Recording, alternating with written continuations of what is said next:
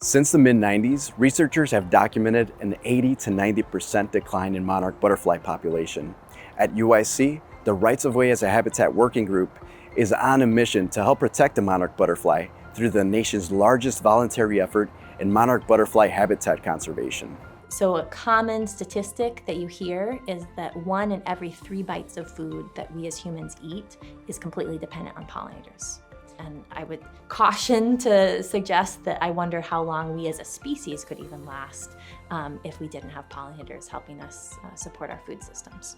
The monarch butterfly is particularly iconic because it can be found all throughout North America, and it has this really special migration that the species undergoes every year from its overwintering grounds in central Mexico and then throughout the continental United States up until Canada. For pollinators specifically, monarchs are also really important, like flagship species, because they have faced some really significant declines over the past several decades. The key thing that we can be doing is creating more habitat in the spaces where it's available. And so that's really the goal of the Rights of Way Habitat Working Group, is to help the energy and transportation organizations that manage millions of acres across the US. How can we create more of that habitat? How can we create it more effectively and make sure that it's out there for pollinators and other wildlife that needs it?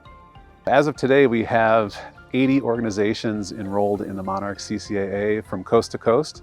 And collectively, those 80 are now conserving about 1.2 million acres of habitat for monarch butterflies on those energy and transportation lands. That's equivalent to essentially the size of Grand Canyon National Park. Rights of Way are linear landscapes that surround our energy and transportation infrastructure. So think of a highway and then the roadsides on either side of the highway. Similarly, if we think of like a utility corridor, the vegetation that's under an overhead transmission or distribution line.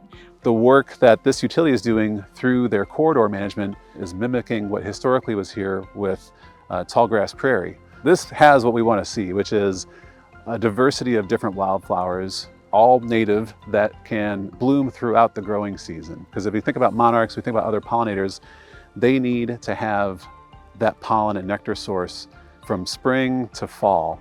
And so there's plants that are getting ready to flower that'll bloom all the way through October, November to fuel them on that migration. The Fish and Wildlife Service has done the math on doing these positive practices relative to those impacts that we could expect on those lands that are managed.